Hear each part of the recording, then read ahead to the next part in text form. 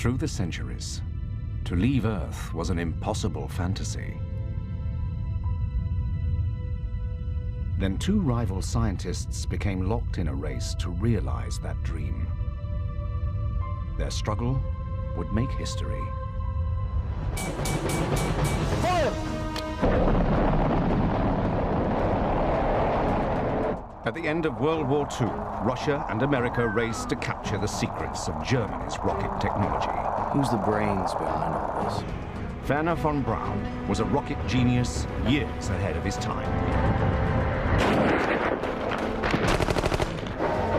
When he surrendered to the Americans, he brought with him his dreams for space. We had other rockets at the theoretical stage. In time, other rockets will leave Earth orbit altogether and explore other planets. But von Braun's vision had come at a price. Were you ever a member of the National Socialist Party? Yes, I was. And the SS? Yes, I held the rank of major.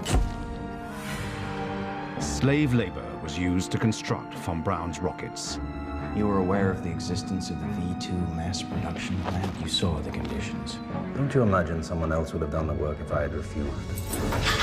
Unknown to von Braun, the Soviets had a space visionary of their own. Your confession. Sergei Korolyov was sentenced to 10 years in the Gulag for crimes he did not commit. Once released, he became the chief designer of Russia's rocket program and was so successful that his very existence was hidden from the West. In the interests of state security, no one must know your identity. It must be as if you don't exist.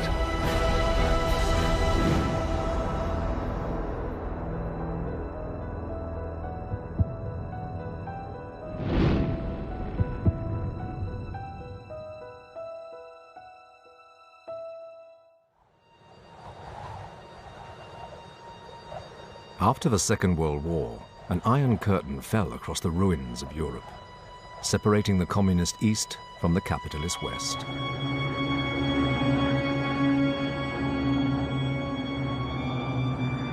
Two superpowers, America and the Soviet Union, became locked in a new arms race. The Cold War began as each side feared a preemptive nuclear strike by the other. In 1952, the Americans tested the most powerful weapon the world had ever seen, the hydrogen bomb. The year is now 1953.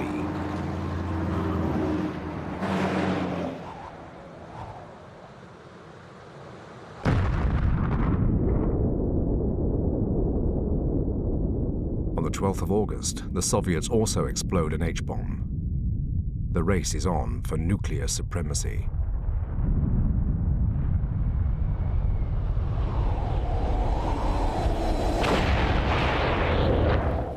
Congratulations, comrades.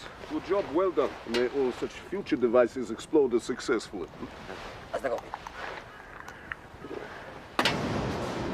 He's here? In person? The H-bomb test leads to a momentous meeting for Sergei Korolyov, the Soviets' chief rocket designer. Good morning, Comrade Marshall. What an unexpected surprise. Please. Koryolov's military paymasters set him the challenge of a lifetime. 5 tons. You're proposing a 5-ton warhead. That's what our physicists are telling us that the next generation of hydrogen bomb will win. The Defense Ministry has looked into aircraft as a delivery system. But we've concluded that aircraft are too slow and too easily targeted. What we need is a rocket that can deliver it over a distance of 8,000 kilometers, capable of reaching America. And in this way, safeguard ourselves against our enemies. With respect, the Ministry does understand that there is nothing currently under development that has anything like that capability. Obviously. So the question is a simple one. Can it be done?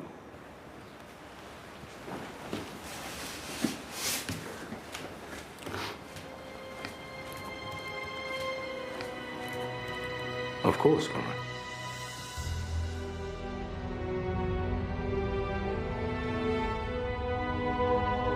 Korolyov hopes that by meeting the military's need, he will be able to fulfill his long-held ambition to journey into space. The first step will be to launch a satellite to orbit the Earth. Then, manned spaceflight will follow.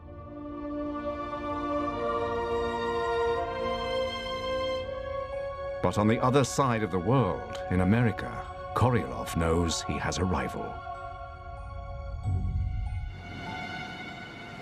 What he doesn't know is that his rival faces a crisis.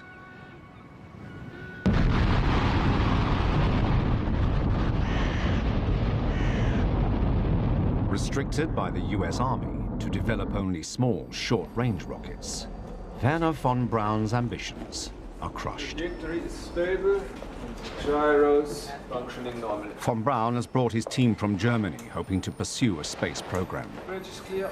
Good. We have hours of data collection ahead of us. Let's grab a short break. Besides, I have some news to pass on to you. But their employers, the US Army, have sidelined them. Are they serious? We're simply not a priority at the moment. They want the funds elsewhere. Nonetheless, I remain convinced they will see sense eventually. We'll get our shot. They're cutting back our funds even for military missiles. How are you going to convince them that we should launch a satellite? I don't see any evidence that they even want a space program.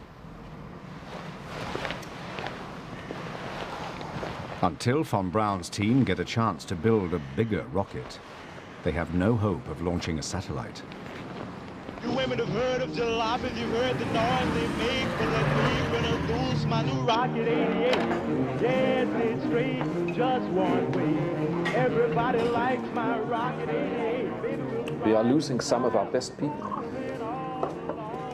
Money in the private sector is a powerful lure to an engineer with the right expertise. I don't know what else to try. The military just don't see the significance. The only people who've shown any interest in space are in Walt Disney's studio.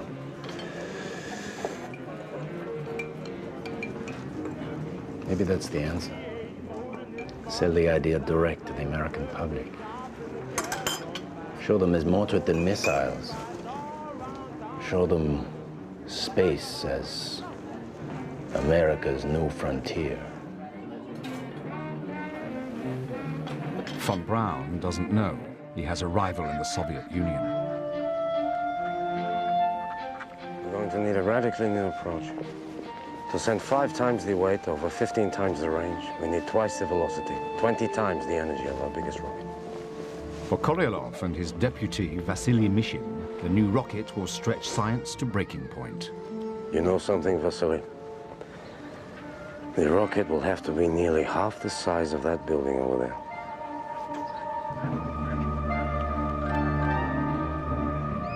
You're truly convinced of this? Hold your nerve, Vasily. And remember, when we have it built, we would finally be able to launch a satellite. Of course, you know who we'd have to work with. Glushko.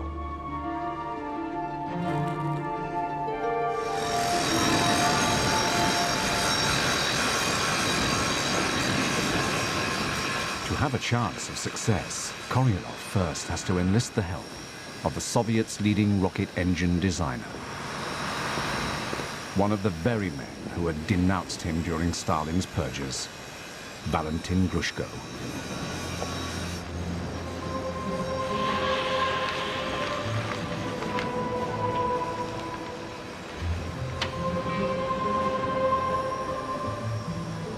Very Jules Verne.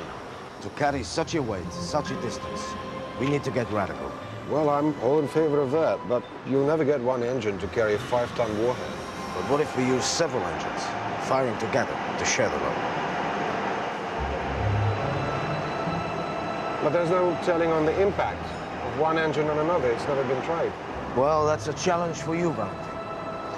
What I propose is 4 clusters of main engines strapped to the main body of the rocket. Once they've accelerated the rocket to sufficient speed, the clusters drop away, shedding the dead weight, allowing the central core to continue at a faster velocity.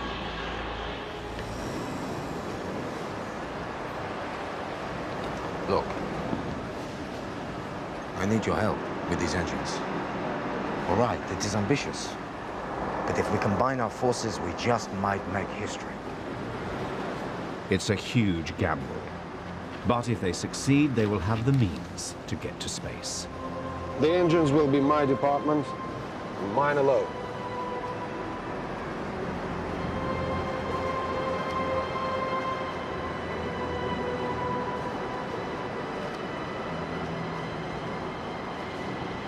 All right, I'll do it.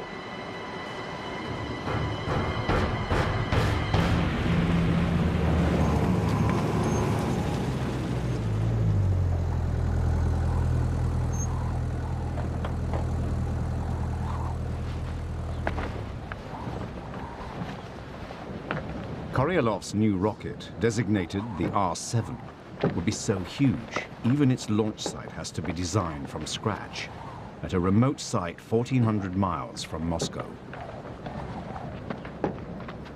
Well, it's certainly bleak. Better get used to it, Vasily. This is going to be home. Marshal Mitrofan Nedelin supervises the project, reporting directly to Soviet Premier Nikita Khrushchev. 36 hours by train and dirt track. This rocket better be everything you promised, Sergei Pavlovich. The R-7 is a bold design, but the defense of the motherland deserves nothing less. I have a proposal that could be of great benefit to the military. This rocket has applications well beyond the delivery of warheads. Imagine being able to spy on any region of the Earth. It's beautifully simple. With our R-7 rocket, we could launch a small object into orbit fitted with a camera.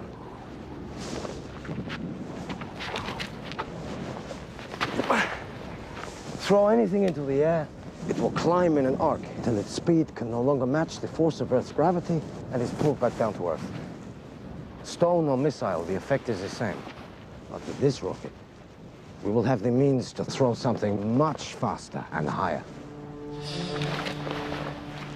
Right out through the Earth's atmosphere. There, it will orbit the Earth, held in place by the balance of its outward speed and the force of Earth's gravity. Now, imagine if we launched our satellite like that. It would circle the planet, photographing everything we would want to see. Even those things the Americans would rather we did not see. They're not sleeping over there, neither are we. This is a military commission. We need to place nuclear warheads on American soil. We don't want spaceships. Von Braun is also on the offensive. In an attempt to outflank his military employers, he persuades Walt Disney Productions to sell his dreams of space direct to the American public. Change orbit. The Earth, more than 1,000 miles below, will appear a gigantic glowing globe, an awe-inspiring sight. North America will look like a great patchwork of green and brown, stretching all the way to the snow-covered Rockies, bordered by the brilliant blue of the seas. On the Earth's night side, the world's cities will appear as twinkling points of light. The Earth itself will be framed by the absolute black of space. The real prize is the conquest of space. And if we don't do it, another nation, possibly a less peace-minded nation, will. With a high-powered telescope, you can see all points on the surface. You can see ships. And cut. Enthralling 40 million viewers on primetime television, Von Braun becomes a household name. And behind the scenes, things begin moving his way. Unlike the Soviets, the Americans secretly planned to develop spy satellites. As cover, they announce a peaceful scientific satellite program. The President today approved plans by this country of going forward for the launching of a small, unmanned, Earth-circling satellite in the region beyond the Earth's atmosphere. The news alarms Koryolov, afraid of losing his chance to be the first in space. Look at what the Americans are up to now. Look. They have von Braun, so we know they have the technological expertise. For all we know, they could be launching a spy satellite over Moscow within a month. May I suggest to the committee they give me permission to use the new rocket to launch a satellite? You're obliged to and will continue your work as ordered. No one is irreplaceable, comrade.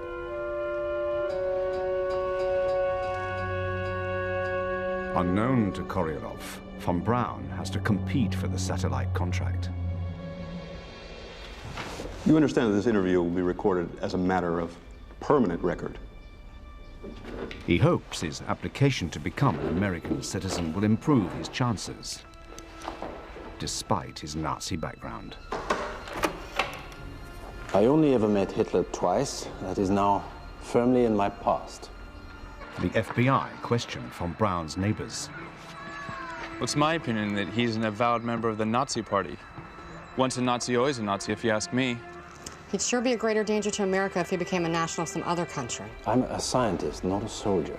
A rocket is just a vehicle. What it carries is outside my province. To use my knowledge for the benefit of America is my only concern.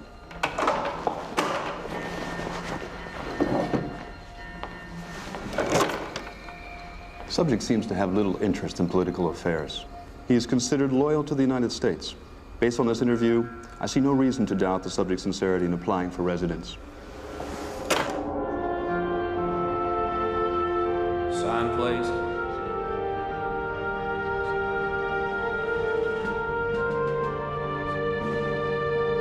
Ten years after he was spirited out of Germany, von Braun hopes he has bought his ticket to space.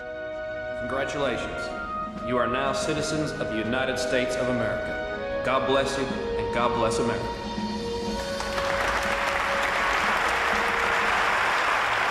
But his satellite bid faces stiff competition from the US Navy. Well, gentlemen, what do we think? In my mind, von Braun holds the ace card here. His team's certainly the best we've got. He has the greater expertise. So we're agreed then.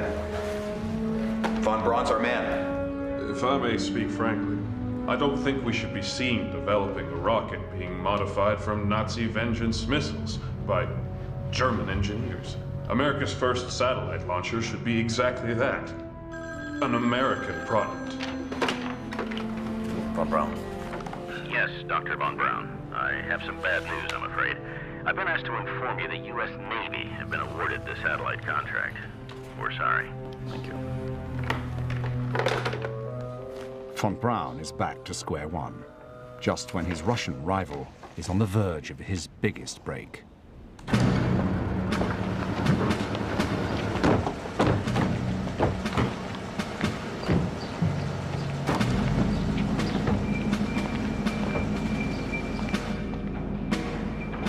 Convinced that long-range rockets provide the best means of destroying the United States, Soviet Premier Nikita Khrushchev checks up on Koryolov's progress. Powered by Valentin Glushko's clustered engines, the R-7 will carry the next generation of nuclear warheads. May I introduce the R-7. This is a mock-up of the actual rocket, but completely to scale.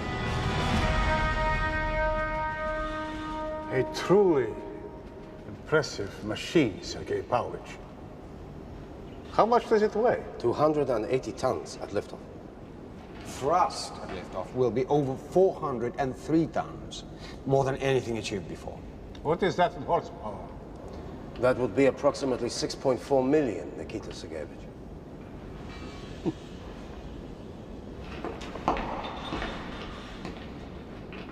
We will run them off the production lines like sausages.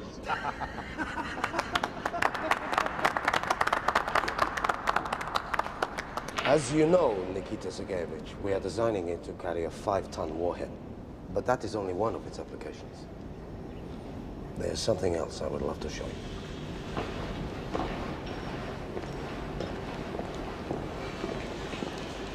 The R-7 provides us with a chance to make scientific as well as military history. The world's first satellite. The real thing would be 7 times the size of this model. What do we have to gain from such a device? It's beautifully simple. It would orbit the Earth at an incredible speed, 18,000 miles an hour, and would be able to spy on any region of the Earth's surface. All we need is the go-ahead to build. It would get in the way of the missile program.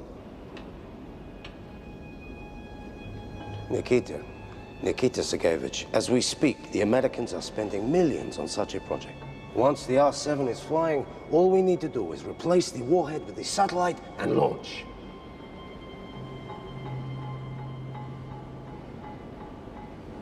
So, the Americans have shiny new cars, and we have a shiny new satellite. But remember, Sergei Pavlovich, you better make sure that it works.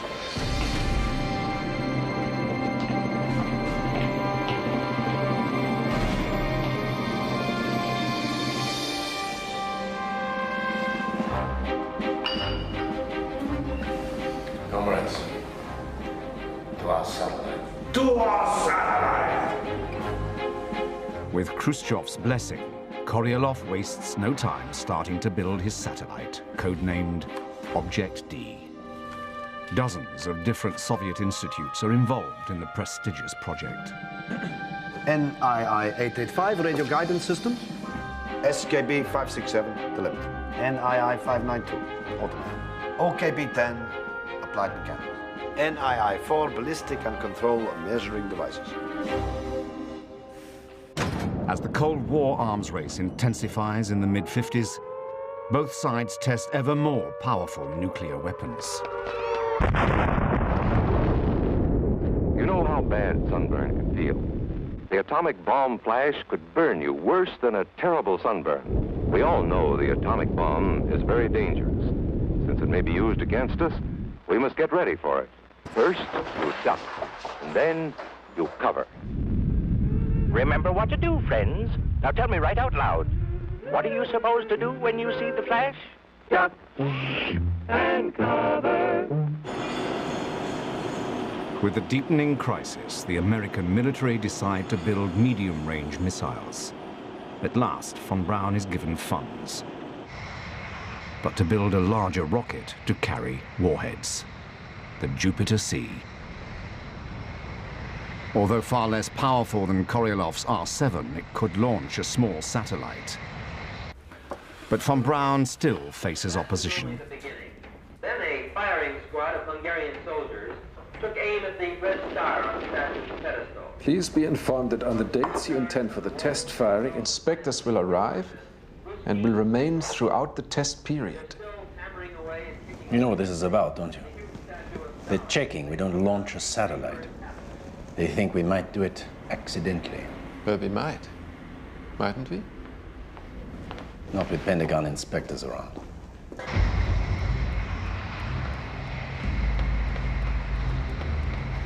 To prevent von Braun secretly launching a satellite ahead of the US Navy, Pentagon inspectors monitor the maiden flight of the Jupiter C. Everything seems fine. Good, let's get on with it.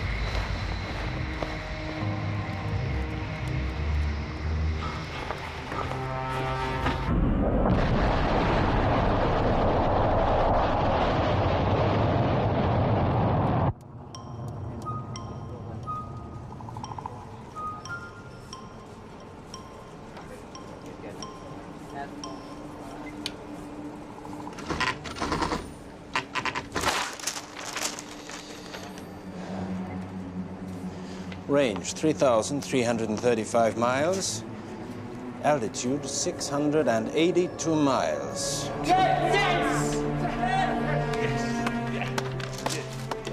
That, gentlemen, is an altitude record.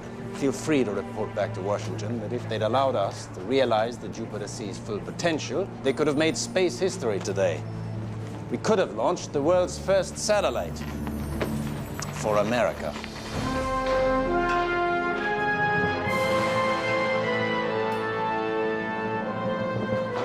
In the Soviet Union, all Koryalov's hopes of launching a satellite depend on the R-7 rocket and the clustering of its engines. If this first test of the flying cycle works, then your idea of clustering may very well be the way forward.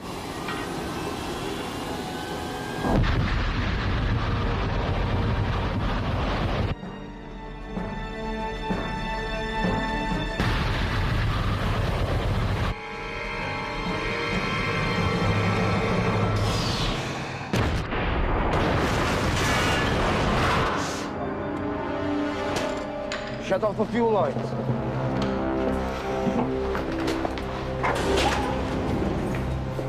What do you think? Fuel line rupture.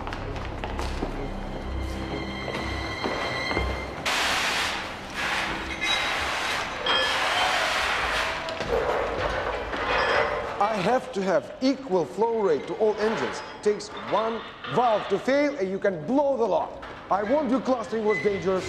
Look at it. One test, 4 engines ruined. I've only got so much manpower, so many parts. So what's your point, Valentin? You want innovation. Well, innovation takes time. Clustering was your choice. I'm not sure we can prove that clustering will ever work. Worse still, work on Koryalov's satellite, Object D, reaches crisis point. It's just too big, by 7 centimeters. Unless we remove the Geiger counter system, it just won't fit. Idiots. Idiots. Why don't they take our orders seriously? How the hell are we going to succeed if they don't look at our specifications? They are ignorant lumberjacks. They're not worth the bullets it would take to shoot them. And who's responsible for this? How much extra weight has this introduced? Anyone would think we have a good strain here, not a satellite. We should change it then. Make it lighter and simpler. Let's strip it to the bone, remove the scientific experiments. It will work then.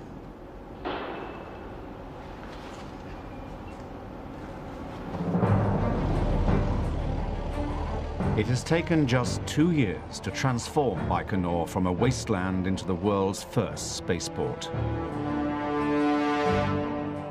Despite the problems, Glushko finally delivers the first engines to the launch site. The engine clusters will provide thrust.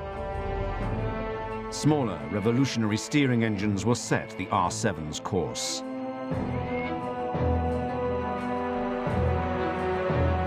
With 32 engines and weighing a massive 280 tons, some believe the R-7 will never achieve liftoff.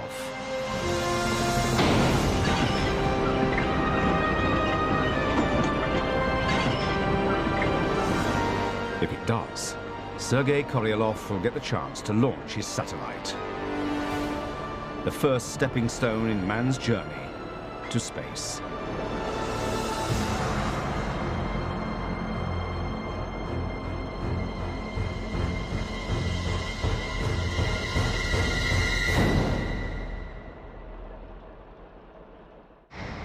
The Pentagon continued to reject von Braun's request to launch a satellite, despite the success of his Jupiter-C.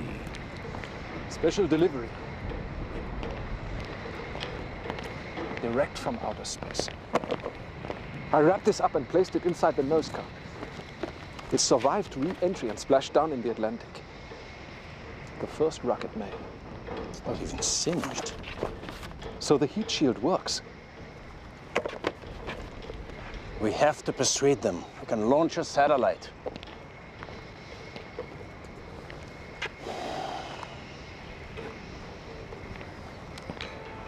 So, why don't we divert some of the component parts from the assembly line? Keep them for later.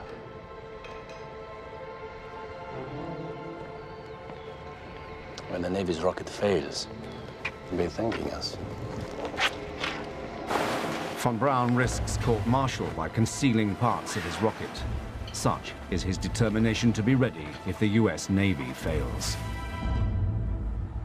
His rival is pushing ahead. All Korolyov has to do now is to test fly his rocket. But first, a long-held Russian tradition to christen the launch.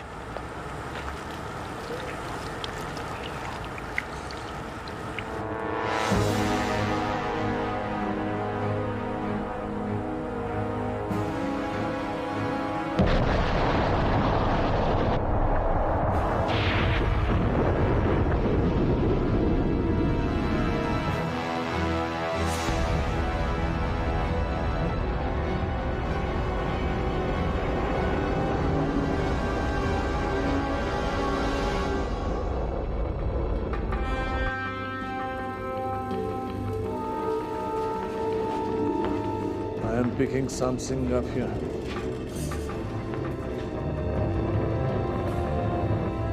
A lot of it could be a fire.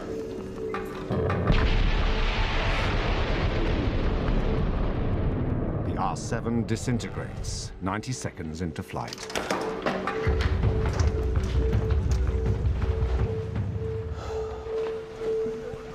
Likely cause? Possibly a fuel leak. An engine problem? There's absolutely no way of knowing that at this stage. There could be any number of contributing factors. Well, let's collect what wreckage we can. We'll soon find out.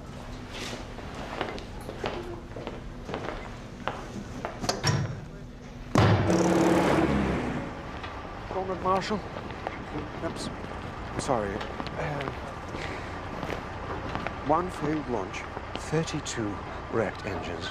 If things go on this way, my entire production line will collapse. And my position on this was always clear. It's too ambitious, irresponsibly, wastefully ambitious. I can't see it working. The whole thing's being badly mismanaged.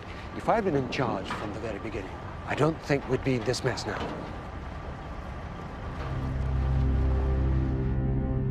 In June, things get even worse. Mechanical failures prevent takeoff of 3 more test flights.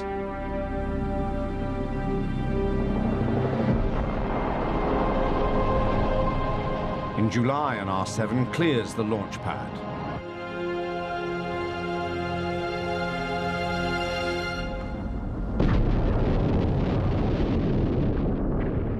But 33 seconds later, an engine cluster detaches too early from the rocket's central core.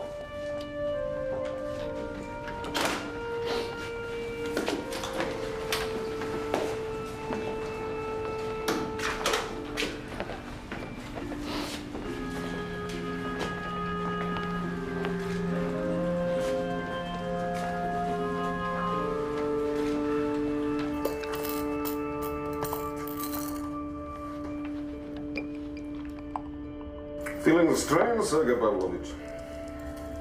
I'm fine. And what about the rocket? Is that fine? This can't go on. These failures are costly, both in money and time. You had assured me your calculations were correct. There are many innovations, comrade. I have to warn you, comrade. Carry on like this, and I'll shut down your entire test program and have the missile removed and reworked elsewhere. We need results. Korolyov is given one more test launch. One last chance.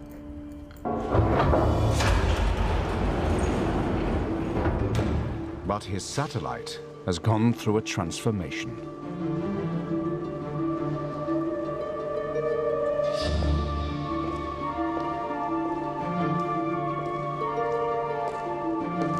After abandoning the heavyweight Object D, the team have built a replacement in less than a month. We got the weight down. It's now just over 83 kilograms.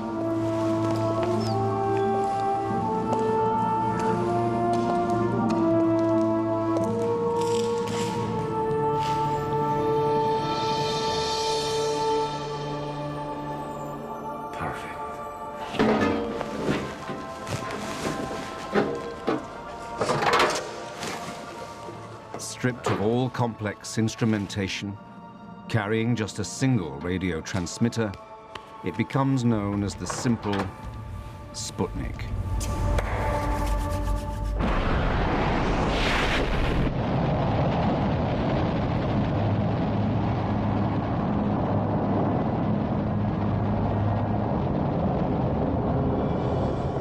Koryalov's career and his dream of conquering space hang on the 6th and final test launch.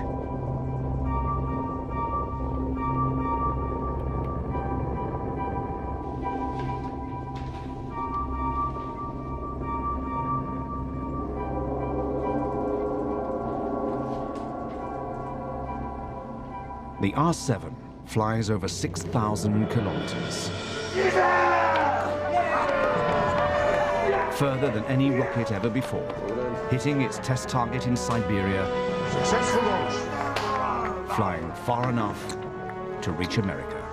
Now you can have your Sputnik.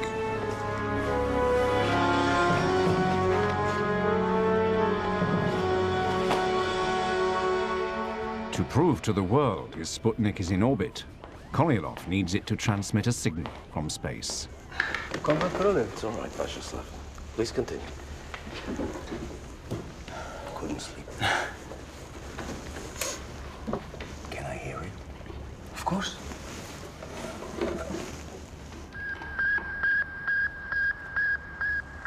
It's really very simple. It's just a single beep repeated at regular intervals.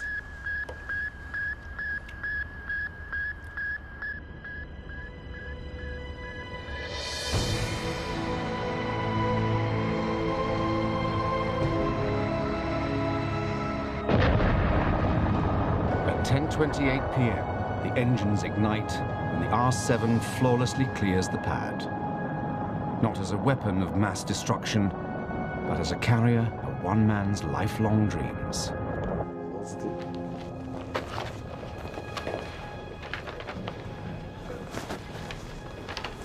The rocket's dead on course. We should know in 90 minutes.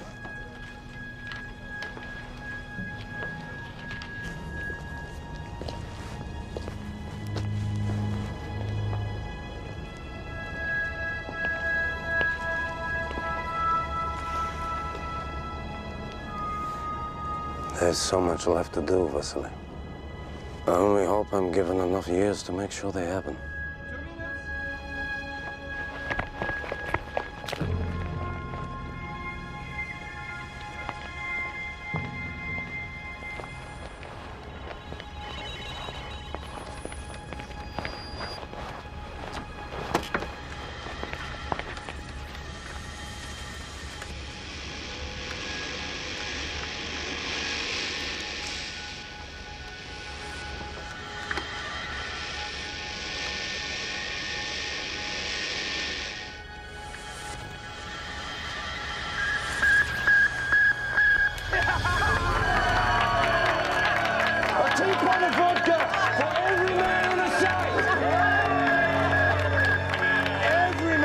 At 3 minutes past midnight, Moscow time, Sputnik 1 becomes the first ever man-made object to orbit Earth.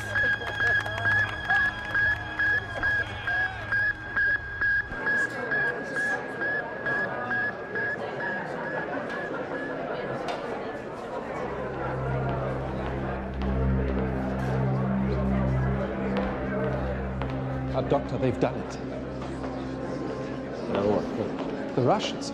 It's just been announced over the radio that the Russians have put a satellite into space.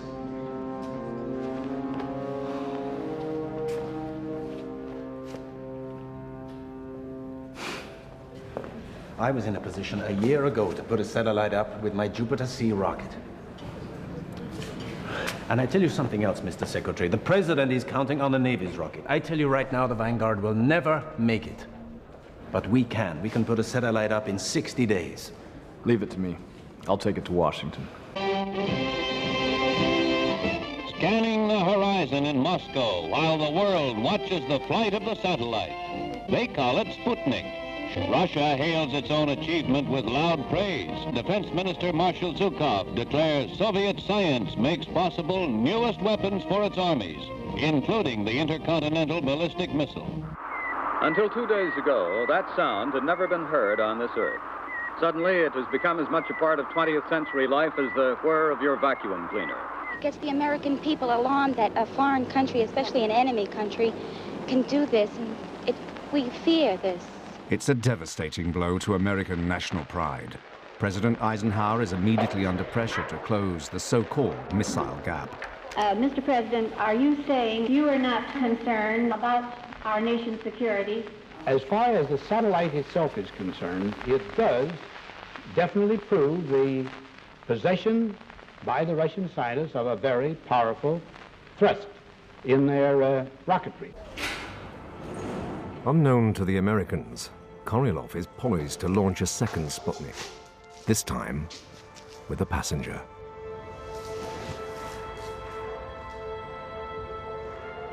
Laika.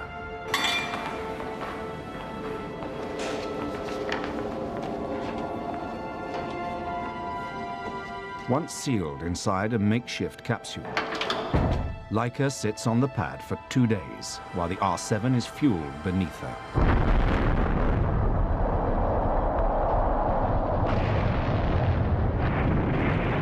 Just 4 weeks after launching Sputnik, Korolyov succeeds in putting the first living creature into space.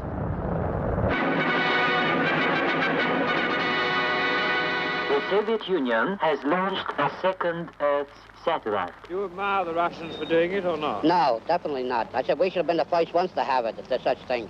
This satellite should be long remembered as a symbol of the torture the animal world must go through.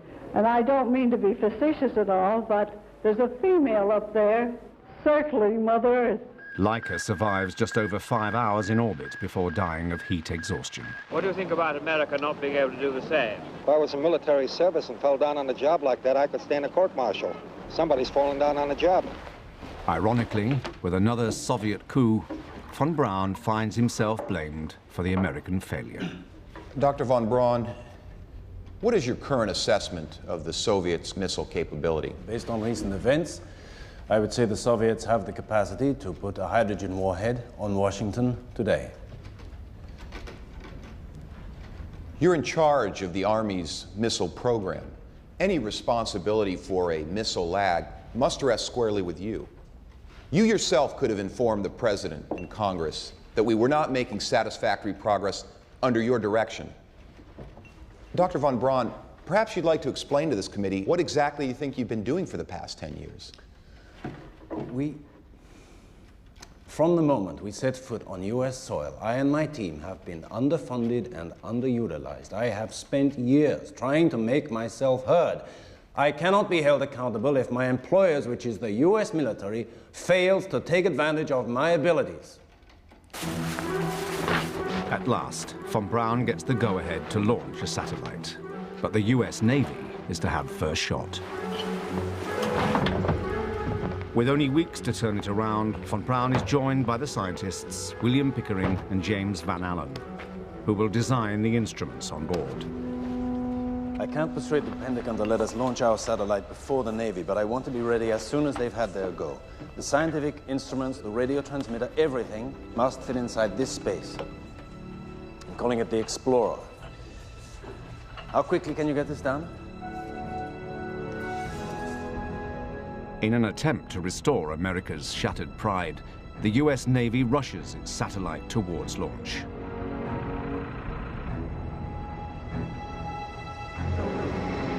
The Vanguard rocket has never been tested before, but the world's media are promised that the launch will be the biggest TV spectacle in history.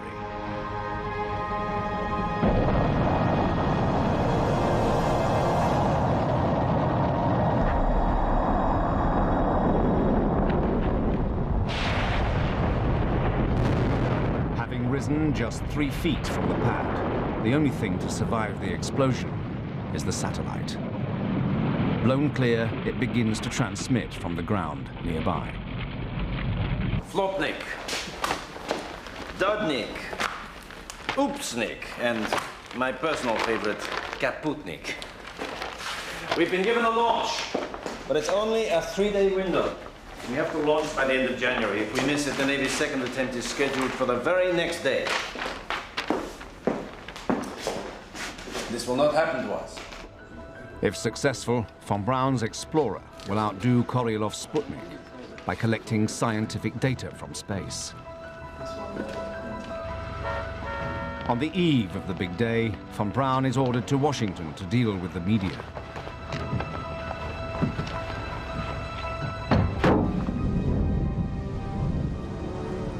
But for 2 days, bad weather prevents the launch.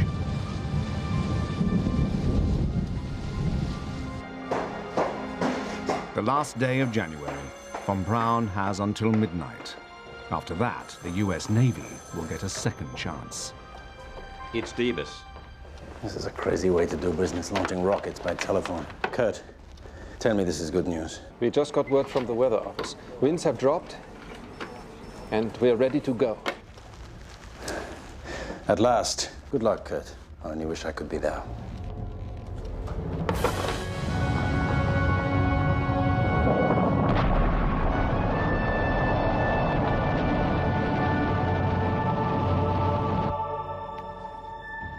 Four months after Korolyov launched Sputnik, von Braun's satellite is bound for space. How long can we expect to wait? This is Antigua Island. 4th stage is fired. Explorer should be on its way. Okay, gentlemen. All we can do is wait. It should be over the next tracking station in California in an hour and a half.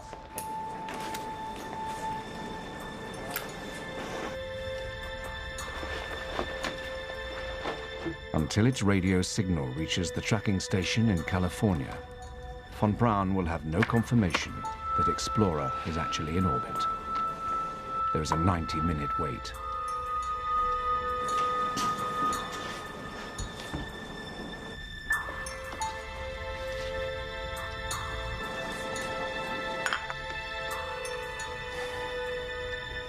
Well, I make that 1.5 hours. Where's our signal? California? Do you hear her? Nothing. I think we should give it a few minutes leeway.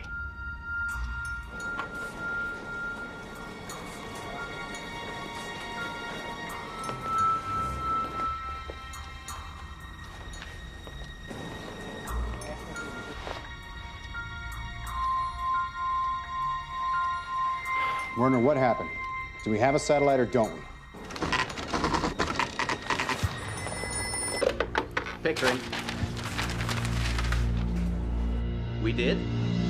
Gentlemen, made it to space.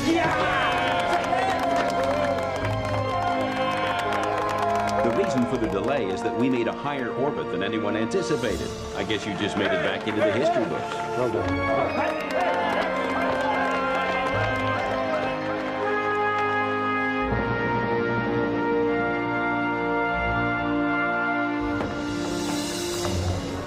Gentlemen, I am proud to announce the successful launch of Explorer 1, America's first man-made satellite, into Earth's orbit last night. I have long seen my purpose in life as the promotion of space flight. Well, today we have answered the Soviet challenge, and in doing so, opened the gates to the heavens. At last, von Braun has a satellite. Are we happy with the dimensions? But still no idea of the identity of the man who has beaten him to it. Apparently, the Americans have evened the score. It would appear that we are in a race to space. A race that we, of course, intend to win.